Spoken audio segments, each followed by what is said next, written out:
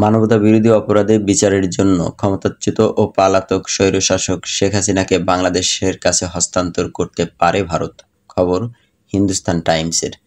আন্তর্জাতিক অপরাধ ট্রাইব্যুনালের প্রধান প্রসিকিউটর শেখ হাসিনাকে বাংলাদেশে ফিরিয়ে আনার আইনি প্রক্রিয়া শুরু হয়েছে বলে জানানোর পর এই দাবিটি সুনির্দিষ্ট আইনি রূপ নিয়েছে। 2010 সালে শেখ হাসিনার নেতৃত্বাধীন তৎকালীন সরকার এই ট্রাইব্যুনাল প্রতিষ্ঠা করেছিল।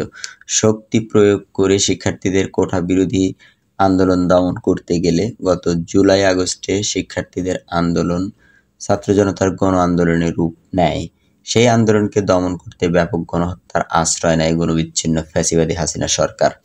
তা সত্ত্বেও ছাত্র জনতার অপ্রতিরোধ্য গণ-অভ্যুত্থানে অবশেষে শেখ হাসিনা পদত্যাগ করতে এবং ভারতে পালিয়ে যেতে বাধ্য হন।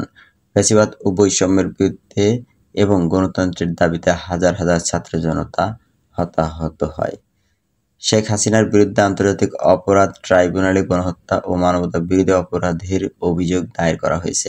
এছাড়াও হত্যা, নির্যাতন, নিপীড়ন থেকে শুরু করে গুম সহ বিভিন্ন ধরনের অভিযোগে সাবেক এই প্রধানমন্ত্রীর বিরুদ্ধে 1.5 শতাধিক মামলা হয়েছে।